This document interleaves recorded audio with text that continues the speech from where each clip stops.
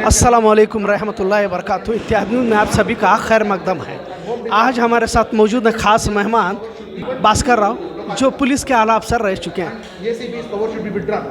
तो कई सारे मामले में आज उन्होंने सहाफ़ती कॉन्फ्रेंस बुलाया था, जहां कई सारे सवालात का जवाब उन्होंने दिया। लिहाजा सर, जिस तरह से अभी आपने कहा भी कि गलत तरीके से सरकारी एजेंसियां इस्तेमाल हो रही हैं। जी जी, गलत तरीके से सरकारी एजेंसियों को इस्तेमाल किया जा रहा है, ED, IT, income tax, police वगैरह। तो ये इसे कैसे रोक सकते हैं सर, अगर इस तरह से डर खौफ का माहौल रहा, क्योंकि आप भी पुलिस अफसर रह चुके हैं सर। कर्नाटक में जो सत्ता से सजाए हुए, हुकूमत से सजाए गए जो मंत्री हैं, इतना करप्शन में जो डूबे हुए हैं, उनके ऊपर तो कोई कानून के प्रकार एक्शन तो लो ना।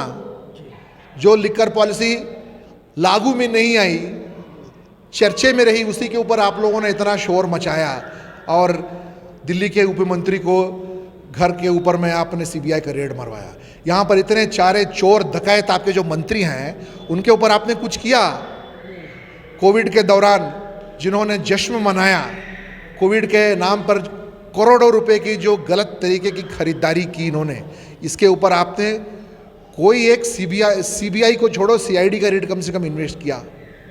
40% का जो मामला चला, एक नौजवान लड़का जो हुबली का था, उड़पी में जाके खुदकुशी किया, क्योंकि उसको कर्जदार को लौटाने के लिए पैसे नहीं थे, और 306 केस रजिस्टर हुई।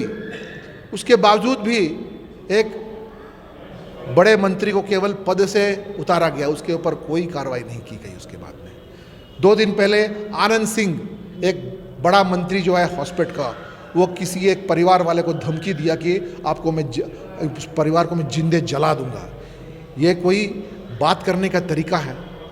थोड़ा तो इज्जत करो जिस कुर्सी पर बैठे हो। इस तरह से दिन दहाड़े आम लोगों को धमकाना, डराना और इनके पीछे इस तरह से पड़ना आपको क्या शोभा देती है? या आप जिस कुर्सी की जिम्मेवारियां को लेके कॉन्स्टिट्यूशन पर जो कसम खा के आप जो बैठे हो, ये शोभा देती है? आपको तो यहाँ से निकल जाना चाहिए। आप लोगों के दुश्मन बन चुके हैं। आप केवल सरकारी पार्टियों के दुश्मन नहीं है, आपके सामने आमने सामने वाली पॉलिटिकल पार्टी के दुश्मन, आप तो लोगों के दुश्मन बन चुके हैं। नहीं, जिस तरह से सरकारी एजेंसियां इस्तेमाल की जा रही है, गवर्नमेंट, वही बता रहा हूँ मैं कि पुलिस भी एक दबाव में काम कर रही है क्या? क्योंकि आप भी सरकारी, police is also part of government. Police जो है एक हथियार के माफिक है। हथियार जिसके हाथ में है, उस पर निर्भर करता है कि वो हथियार कैसे चले करके। अदलिया भी क्या अभी जो ईडी, सीबीआई और आपके जो तरह तरह के जो आपके हुकूमत में जो है, आपके म्यान में जो है, अलग अलग आपके पास अलग अलग म्यानों में अलग अलग तलवारें हैं। अगर आप उसको गलत तरीके से आप इस्तेमाल कर रहे हैं अपनी खामियों को छुपाने के लिए, हम क्या कर सकते हैं? आवाम चुपचाप सह सकती है, और जब सही मौका आएगा तो आपको ठीक ठाक आपका उसका जवाब मिलेगा। नहीं, अदालत की भी जो है फैसले अब हाल ही में देखे जा रहे हैं, तो किसी दबाव में लगते हैं। तो ये अदलिया भी इस तरह से अगर कंट्रोल में जाए और इंतज़ामिया भी जाए, फिर ईडी एजेंसीज जितने भी है, अदालत ही हमारी आखिरी उम्मीद है। और अगर अदालत भी अगर घबरा गई तो हम किसके पास हम जा सकते हैं?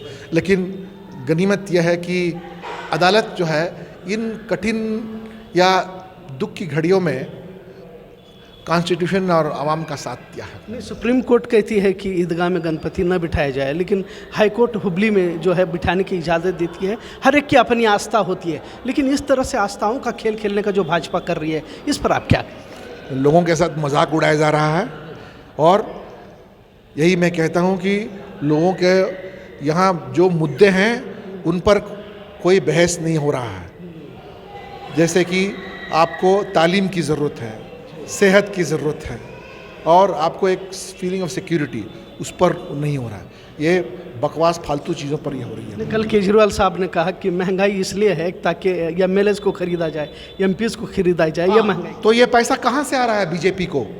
अगर ये कि एमएलए को आप 20 करोड़ में खरीदने के लिए आप उसको अपने फंदे में डालने की कोशिश कर रहे हो, ये पैसा आपको कहाँ से आ रहा है? आपको मतलब बीजेपी आज की तारीख में जो चीज़ कांग्रेस ने 70 साल में कमाया, इन्होंने तो 7-8 साल में कमा लिया इन्होंने।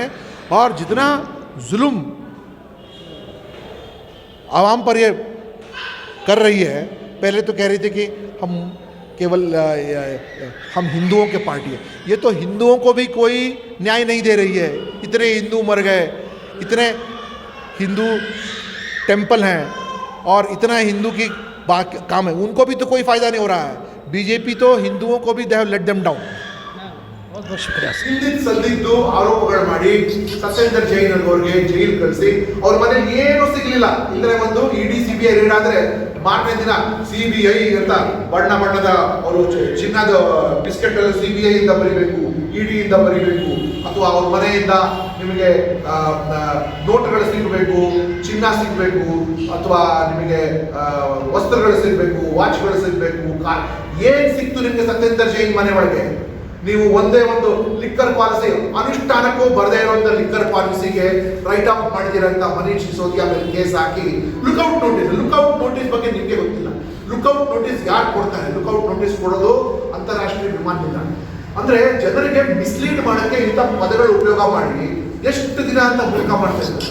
ಇವತ್ತಿನ ದಿನ ಭಾರತೀಯ ಜನತಾ ಪಾರ್ಟಿ ರಾಷ್ಟ್ರ ಮಟ್ಟದಲ್ಲಿ, ರಾಜ್ಯ ಮಟ್ಟದಲ್ಲಿ ಬೇರೆ ಆಡಳಿತ, ಬೇರೆ ವಿಪಕ್ಷಗಳ ವಿರುದ್ಧ ಇಲ್ಲ, ಜನರ ವಿರುದ್ಧ ಹೋಗ್ಬಿಟ್ಟಿದ್ದಾರೆ. ಜನರನ್ನು ಹಾದಿ ತಪ್ಪಿಸಿ ಜನರ ವಿರುದ್ಧ ಆಗೋಗ್ಬಿಟ್ಟಿದ್ದಾರೆ ಇಂಥ ಅನೌನ್ಸ್ಮೆಂಟ್ ಮತ್ತೆ ಇಂಥ ಕಾರ್ಯಕ್ರಮ. ಅವ್ರಿಗೆ ಮನೀಶ್ ಸಿಸೋದಿಯಾ, ಅರವಿಂದ್ ಕೇಜ್ರಿವಾಲ್ ಅಂತ ಇವ್ರ ಮನೆ ಮೇಲೆ ರೈಡ್ಗಳು ಮಾಡೋದ್ರಲ್ಲ ತಮಗೆಲ್ಲ ಗಮನಕ್ಕೆ ಬಂದಿದೆ. ಏನಾದರೂ ಸಿಕ್ಕಿದ್ಯಾ? ಏನೋ ಸಿಕ್ಕಿದ್ರೆ ಯಾಕೆ ಕ್ರಮ ತಗೊಂಡಿಲ್ಲ? ಸಿಸೋದಿಯಾ ಮನೆ ಮೇಲೆ ನೀವು ರೈಡ್ ಮಾಡಿದ್ರಲ್ಲ, ಏನ್ ಸಿಕ್ತು ಸಿಸೋದಿಯಾ ಮನೆ ಒಳಗೆ? ತೋರಿಸಿ ಜನತೆಗೆ, ಜನರಿಗೆ ತೋರಿಸಿ. ಯಾಕೆ ರೈಡ್ ಮಾಡಿದ್ರಿ ನೀವು? ಅವ್ರ ಮನೆ ಒಳಗೆ ಏನ್ ಸಿಕ್ತು, ಅವ್ರ ವಿರುದ್ಧ ಏನು ಆರೋಪ ಇದೆ ಅಂತ ನೀವೇ ತೋರಿಸಿ. ಎಷ್ಟು ಕೀಳು ಮಟ್ಟದ ಒಂದು ಸ್ಟೇಟ್ಮೆಂಟ್. ಇನ್ನೊಬ್ಬ ರಾಜಕಾರಣಿ ಬಗ್ಗೆ, ಒಬ್ಬ ರಾಜಕಾರಣಿ, ಇವರನ್ನು 30 ವರ್ಷ ರಾಜಕಾರಣ ಮಾಡಿದವರು ಆ ರೀತಿಯಾಗಿ ಎಷ್ಟು ಕೀಳು ಮಟ್ಟದ ಸುಳ್ಳು ಯಾರು ಹೇಳಿದ್ದಾರೆ ಅವರೇ ತೀರ್ಮಾನ ಮಾಡಿ. ಕೇಜ್ರಿವಾಲ್ ಅವರು ಏನು ಸುಳ್ಳು ಹೇಳಿದ್ದಾರೆ ಅಂತ ಅವರೇ ಹೇಳಿ. ಸುಳ್ಳು ಹೇಳಿರೋರು ಒಬ್ಬರ ಬಗ್ಗೆ ಇದ್ದಾರೆ, ಬಟ್ ನಾವು ಸುಳ್ಳ ಕಳ್ಳ ಅಂತ ನಾವು ಯಾವತ್ತೂ ಅವ್ರಿಗೆ ಬೋಧನೆ ಮಾಡಿಲ್ಲ. ಮಹೋದಯ ಅವರು ನಿಮ್ಮ ಕಿಸೆ ಒಳಗೆ 15 ಲಕ್ಷ ರೂಪಾಯಿ ಕಾಸು ಇಡ್ತೀನಿ ಅಂತ ಹೇಳಿದ್ರು, ಇಟ್ರಾ? 2 ಕೋಟಿ ನೌಕರಿ ಕೊಡ್ತೀನಿ ಅಂತ ಹೇಳಿದ್ರು, ಇಟ್ಟಿದ್ದಾರೆ ಅವರು. ದೇಶ ಹೊರಗಡೆ ಇರೋ ರೊಕ್ಕ ಎಲ್ಲ ವಾಪಸ್ ತರ್ತೀನಿ ಅಂತ ಹೇಳಿದ್ರು, ಇಟ್ಟಿದ್ದಾರೆ ಅವರು. ಇಂಥ ಅನೇಕ ವಿಷಯಗಳ ಬಗ್ಗೆ ಅವ್ರು ಹೇಳಿದ್ದಾರೆ. ಪೆಟ್ರೋಲ್ ಬೆಲೆ ಇರಲಿ, ಗ್ಯಾಸ್ ಬೆಲೆ ಇರಲಿ, ಇತ್ಯಾದಿಗಳು ಕಮ್ಮಿ ಮಾಡ್ತೀನಿ ಅಂತ ಹೇಳಿ 2014 ಹೇಳಿದ್ದಾರೆ. ನಾವು ಅವ್ರಿಗೆ ಏನಾದರೂ ಆ ರೀತಿಯಾಗಿ ಬೋಧನೆ ಮಾಡ್ತಾ ಇದ್ದೀವಿ. ಇವರು ಏನೋ ಬೈ ಚಾನ್ಸ್ ತುಕ್ಕ ಒಳಗೆ ಬಂದಿರೋ ಸಂಸದಾಗಿ, ತುಕ್ಕ ಒಳಗೆ ಬಂದಿರೋ ಮಂತ್ರಿ ಅರವಿಂದ್ ಕೇಜ್ರಿವಾಲ್ ಮಾಡಿರೋ ಹೋರಾಟ ಇದು, ಈಗ ಪ್ರಹ್ಲಾದ್ ಜೋಶಿ ಮಾಡಿರೋ ಹೋರಾಟ ಇದು. ಅವ್ರಿಗೆ ಜೀವ ಕೊಟ್ಟು ಮಾಡಿದ್ರು. ಬಿಜೆಪಿ ಎದುರಿಸ್ಬೇಕು ಅಂದರೆ ದುಡ್ಡಿಂದ ಎದುರಿಸೋಕ್ಕಾಗಲ್ಲ, ಪ್ರಾಮಾಣಿಕತೆಯಿಂದ ನಾವು ತೋರಿಸ್ತೇವೆ. ನಮ್ಮ ಹತ್ರ ದುಡ್ಡು ಇಲ್ಲ. ಕಾಂಗ್ರೆಸ್ನವ್ರ ಪಾಪ ಸ್ವಲ್ಪ ಒಂಚೂರು ದುಡ್ಡು ಇಟ್ಕೊಂಡಿದ್ದಾರೆ, ಆ ದುಡ್ಡು ತೊಗೊಂಡು ಮಾಡೋಕ್ಕೆ ಹೋಗ್ತಾರೆ. ಹೋದ್ರೆ ರೇಟ್ ಇಲ್ಲ. ನಮ್ಮನೆಗೆ ನಮ್ಮ ರೇಟ್ ನನಗೆ ಮಾಡಲಿ, ರಾಜೀವ್ ಮಾಡಲಿ, ಶಂಕರ್ ಮಾಡಲಿ, ಇದು ಮಾಡಲಿ ಅಂತ ನಮ್ಮ ಹತ್ರ ನಮ್ಮನ್ನು ರೇಟ್ ಮಾಡಿ ದುಡ್ಡು ತೊಗೊಂಡು ಬಿಜೆಪಿ ಜೊತೆ ನಮಗೆ ಎದುರಿಸೋಕ್ಕಾಗಲ್ಲ.